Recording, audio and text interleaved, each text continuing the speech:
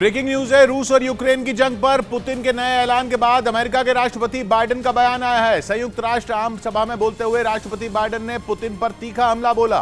परमाणु बम वाले बयान पर बाइडेन ने पुतिन को घेरा।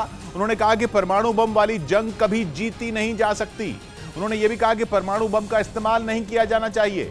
उन्होंने पुतिन पर संयुक्त राष्ट्र के चार्टर की मूल भावना के उल्लंघन का आरोप लगाया। पूर्वी यूक्रेन में जनमत संग्रह कराने के पुतिन के ऐलान को भी उन्होंने शर्मनाक कहा। साथ ही एक बार उन्होंने यूक्रेन की जंग में बेकसूरों की जान लेने का आरोप रूस पर लगाया। बाइडेन ने दोहराया कि पुतिन अपनी ताकत का इस्तेमाल किसी दूसरे मुल्क की जमीन को हड़पने और यूरोप के बाकी देशों में डर फैलाने के लिए कर रहे हैं।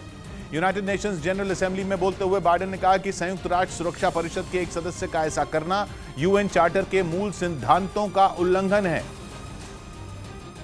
No matter what else is happening in the world, the United States is... अपने सपनों का बिजनेस शुरू करने के लिए आपको कोई भी बैंक बिजनेस लोन नहीं दे रहा? बिजनेस लोन लेने का सीक्रेट जानना चाहते हो तो फ्रीडम ऐप को अभी डाउनलोड कीजिए। ready to pursue critical arms control measures. A nuclear war cannot be won and must never be fought. Neeraj, अब क्या मतलब निकाला जाए इसका?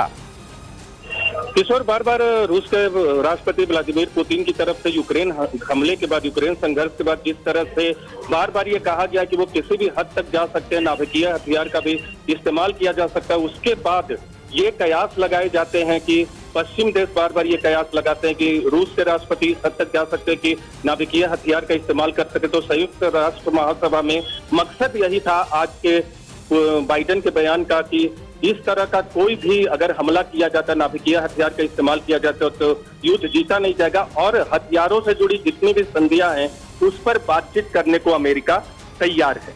शुक्रिया नीरज आपका।